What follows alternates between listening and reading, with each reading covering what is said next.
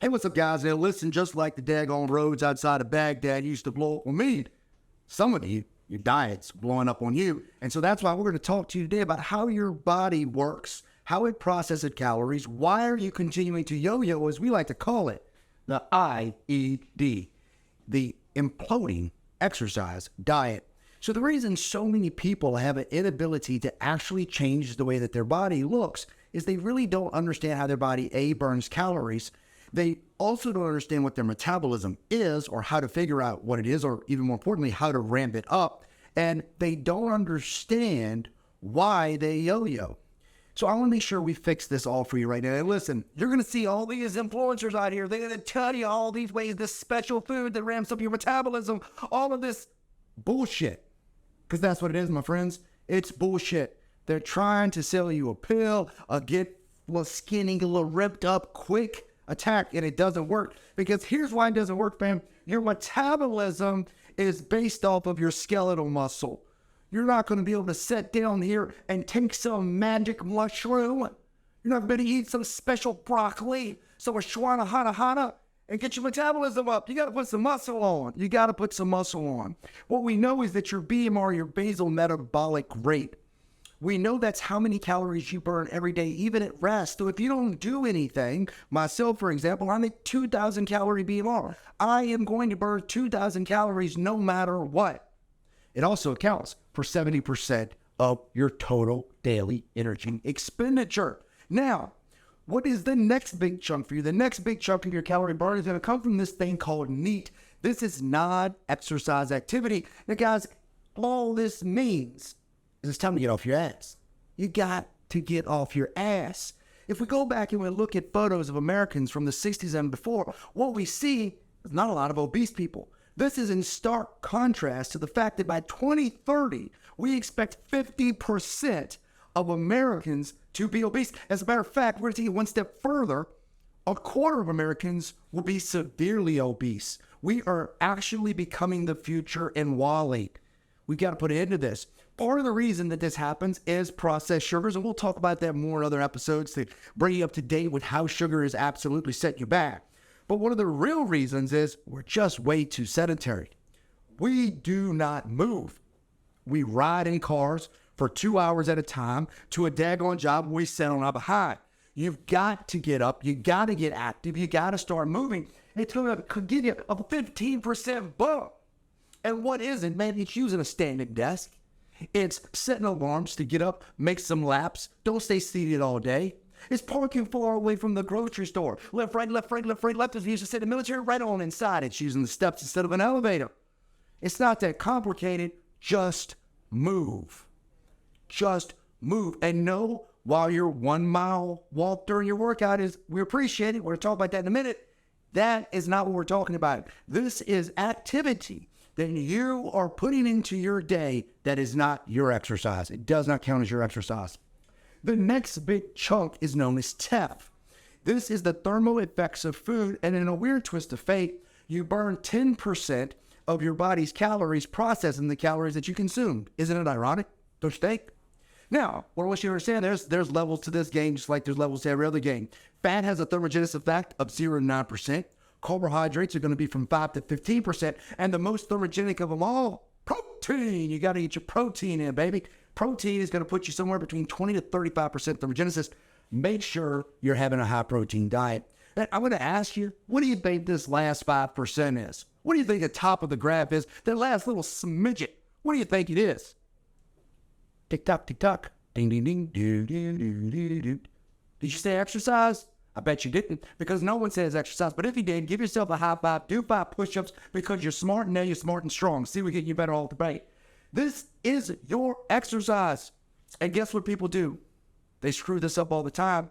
They screw it up all the time. I was guilty of this, because what we look to do is we look to go burn the most amount of calories we get in a workout. We hang our hat on, I burn 600, 700, 800,000 calories.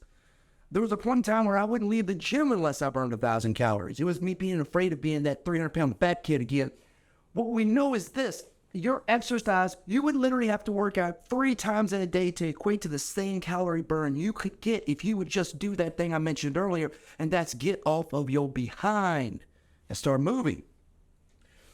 if max calorie burn is not what we should be doing, if it's not the goal, if we're looking to step away from these marathon cardio sessions, then you may ask yourself, well, Dave, why is it that you own gyms? Why is it that you create fitness programs and you're sitting here telling me that my workout is only 5% of my total daily calorie burn? This makes no sense. I should just skip working out and save myself 5% of my time.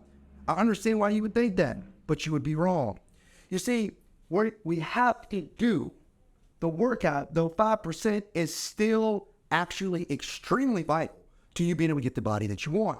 We just got to work a little bit smarter with it. You see, the goal here isn't to burn max calories like we said everyone's doing. The goal is instead to use it to increase your BMR.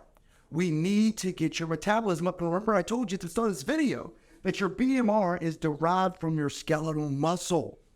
That being the case, let's get that muscle up, because a pound of muscle burns 6 calories at rest. A pound of fat burns 2 calories at rest. So if we raise your muscle, we raise your metabolism. When we raise your metabolism, then you're going to burn more calories just existed, and you're going to watch that fat fall off. Now, I'm going to direct the next little bit of these conversations to my ladies. Ladies out there, please hear me. Please listen to me. Please trust me, okay? 75% of Soldier Fit's clientele and members in the herd are female. And so over the last 16 years, I have worked with a lot of females that are looking to shed a little bit of weight, get rid of that postpartum lady weight, and get back to being comfortable going to the beach in the bikini. But here's what I always hear. If I had $1 for every time a woman looked at me and told me in my eyes, and she meant it, was in her heart, she believed it, I don't want to be bulky. I don't want to be too bulky. Ladies. If it was that easy to get bulky, there wouldn't be a skinny dude on the planet. It would not happen. Every dude walking around here would look like The Rock. It's very difficult to put on muscle, and that's when you're doing it right. So don't worry about this. And when women, you look at me and you say, hey, you know what, I would be toned. Ladies, what you're actually saying is I want to put on muscle. I want to put on muscle. There's a belief out there that fat and muscle, that you can change fat to muscle. They're two separate tissues. You are not changing fat to muscle. You're losing fat, building muscle. And when we do that, we get that strong, toned, sexy look that you're looking for. So the first thing, before we go any deeper, I want you to change your mindset from beautiful. Ladies, you're already beautiful. You don't got to worry about trying to be beautiful at a certain weight, size, shape. You're already beautiful. You're human. You're literally a miracle. You're not even supposed to be here. The odds are not in your favor on that. So let's get away from the object of beauty. Because when we talk about beauty, well, big is beautiful, super skinny is beautiful, everything's beautiful. So get away from that. Instead, ladies, what I want you to focus on is becoming strong. When you get strong, the body you want comes along. So let's talk about what happens and what derails that. And that, my friends, is the imploding exercise diet. Now, a thing that goes around in a lot of people's minds, and they've heard this, is that I need to be in a calorie deficit. And the belief is that if I go ahead and I cut 500 calories and I do that times 7 days, well, that's 3,500 calories. It's a pound of fat. That belief is correct. That don't cuts. This works. But the problem is people start to believe that if 500 is great, then 1,000 is better. 1,500 is better. Well, the reality is we got to go back to what we were talking about with BMR. And remember that BMR is not what you need to perform. It's not what you need to do to run around and catch those little wild, crazy rug rats if your kids are anything like mine. It's not what you need to do to go to work and deal with somebody else's bullshit all day. It's not what you need to go out and perform and to train. It's just what you need to be alive. So let's look at a hypothetical situation. Let's look and say that somebody's baseline is 1,500 calories. This is a very real possibility for females. That you're going to burn that 1,500 calories no matter what, but presently, right now, you're unhappy. You're not happy with the way that your body looks. You got the summertime coming up, and you made a decision that you're going to give the summertime the body it deserves. You're going to get all shredded up. You're going to look good. You're going to be great for girls' night at the pool. Well, what do? You said, you know what? I'm going to diet. I'm going to get it down right. I'm going to get tight. I'm going to diet. You do two things at the exact same time. The first thing that you do is you slash your intake. You cut your calories way down. You know what? I don't know if there was a massive summit out there that was for women only that I was not invited to because I have a mustache, but I think all of you got together and agreed that 1,200 is the perfect number of calories. I say that because the overwhelming majority of females that I talk to when they first come in, I ask them, like, how many calories are you eating? They spout off 1,200, like a badge of honor. Even a very, very petite female is burning 99% of the time at least 1,200 calories, right? So if your BMR is 1,500 calories and you only take in 1,200, friends, you're 300 calories short of what you need to be alive, to exist, to put up with your man's bullshit. You need 300 more calories to do that. And then what else do? You say, hey, you know what? I'm serious about this diet. So I'm going to go ahead and I'm going to ramp up my output. I'm going to start working out. Now, I know this is going to offend a lot of people. Please do not get mad. Please don't blame. Don't shoot the messenger. I'm just giving you the truth. What do? You say, well, if I need the fat to go, I got to go do cardio. So where do you exist? You buy your Peloton that you ride once or twice a week. You go to the gym. You get on the elliptical. You get on the Stairmaster. You get on the treadmill. And you take the next 45 minutes of your life and just sweat and run and be miserable. It's not working, is it? You see, the problem with doing just purely cardio is that it's the least effective way for a long-term sustained body change if you're looking for that toned look. Look no further than marathon runners. I'm not insulting you marathon people. Don't get mad at me. We're just speaking facts. The average person, if I ask them, do they want to look like the person that does the ultra marathon or the marathon, they tell me no. Those men and women are burning so many calories, they can't have that much muscle. That's why they look so super skinny. So if that's the outcome from them, and they're literally eating while they run, what do you think is the outcome from you? You see, cardio, your body adapts to it very quickly, so it starts burning less calories. The benefit of cardio is actually the calories, but it still becomes a calorie suck. The other problem is that outside starting this routine, your body actually gets next to zero muscle building effect from the cardio. It just becomes a vacuum for your calories. So if you're 300 calories short already on your diet, and then you go ride your Peloton to 500 calories of glory, you are now 800 calories short of what you need to be alive. 800 calories short of what you need to be alive. And so what happens? What happens is your fat it drops way down. You lose a lot of weight. Bam. You're feeling good the first 2 weeks. You're calling all your girlfriends. You're like, hey, guess what? I ate nothing but lettuce and water for the last 2 weeks, and I lost 10 pounds in 2 weeks. I'm killing it, girlfriend. You want to try this lettuce diet? Yet, around week 3 or 4, you start becoming the version of you that stabs people. You know, because you're hangry. You're mad. You want some food in you. You start creating a chocolate. And then what happens? You plateau. And you start asking yourself this question: why the hell am I doing all this work? I'm getting up early. I'm friggin' riding my bike 5 days a week. I'm not eating shit. And I'm not seeing any changes. You're no longer enthusiastic about it, are you? You're no longer pumped up. And then you start to say things like this: well, you know what? I'm old. You know what? I just have a slow metabolism. You know what? It was my babies. I love them little fellas, but after a baby, you can't get that body back. Just love you the way you are. You should love you the way you are, but you shouldn't use that as a bullshit excuse to not make changes if you want to make changes, because that's exactly what it is. It's a crock of bullshit. What you need to understand is that the main problem is you're just not fueling your body, man. You're just not eating. You need to fuel your body. And so what we see is this: you hit that crash, you hit that plateau, and you get tired of it, and you quit, and you go back to living like you were when you were unhappy in the first place. What comes out of that? You gain all the weight back that you lost, but on top of this, your other challenge is quite simply your metabolism has dropped because you lost muscle while you were starving yourself. So not only do you gain the weight back that you lost, you actually put on additional weight until your body readjusts its metabolism. The number one piece of advice that I give to all of our clients is to eat more. The number two piece of advice I give is to add resistance training. Add resistance training, add resistance training. Now, ladies, there's one last thing that I want to touch for you guys, because a lot of women aren't aware of this, and this is actually what leads to so much frustration in our female clients. That's why I know it's important for you to do it. The first thing that we have to understand, life ain't fair. It takes a woman on average 33% longer to burn the same amount of calories as a man. So if you go to lunch with your boo or your buddy, and y'all eat the exact same food. What I need you to understand is that if we were doing a direct comparison, which I wouldn't recommend that, but if we were, for sake of this argument, your man could leave 30 minutes before you could. You need to stay another half hour to eat those calories off. The second thing that you guys have to take into effect is your menstrual cycle. Now, what I have here is a standard menstrual cycle, 28 days.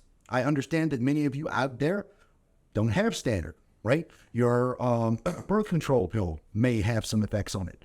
So one of the things I'm going to recommend is absolutely talk to your health professional about this. If you have other questions, or if you have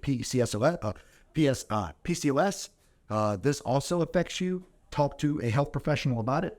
But for the sake of this block of instruction, what I want you to understand is that on a 28-day cycle, your physiology is different literally every week. Every week. So if you're doing things like a body scan, you shouldn't compare yourself every week. You're not comparing the same person, literally. A man can compare week 1 to week 2 to week 20 to week 200 to week 400. It would be an apples-to-apples comparison. Females, on the other hand, they should compare cycle to cycle. Week 1 of this cycle to week 1 of the next cycle. Week 2, so forth, so on.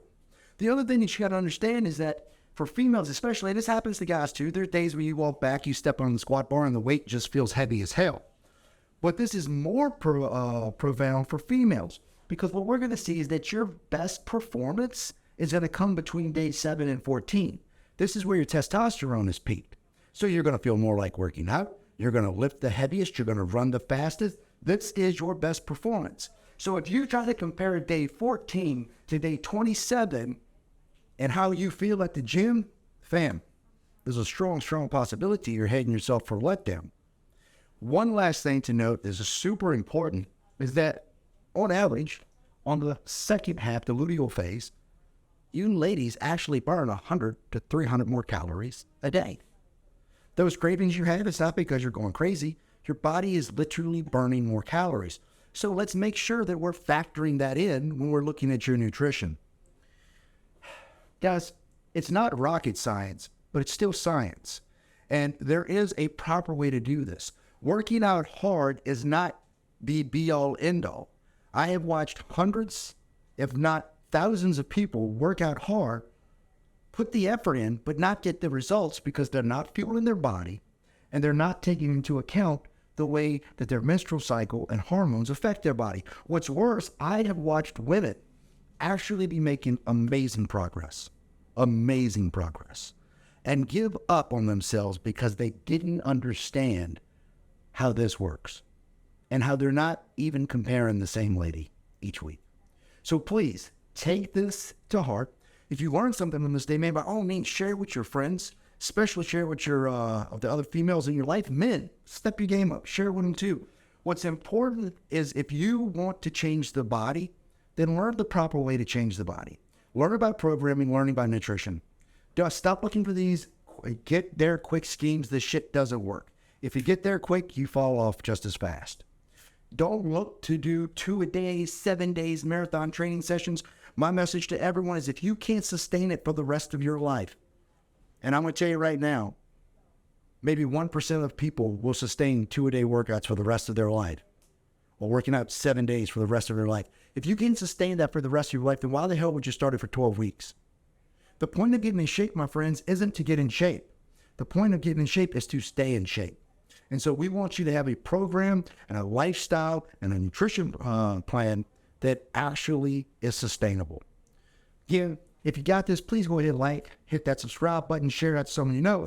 And if you're looking for coaching, no matter where you live, near or far, all you got to do is click on that link that we'll put in the comments section and apply to be part of the herd. As always, fam, we appreciate you for tuning into another episode of The Herd Truth. Until next time, head down, horns up.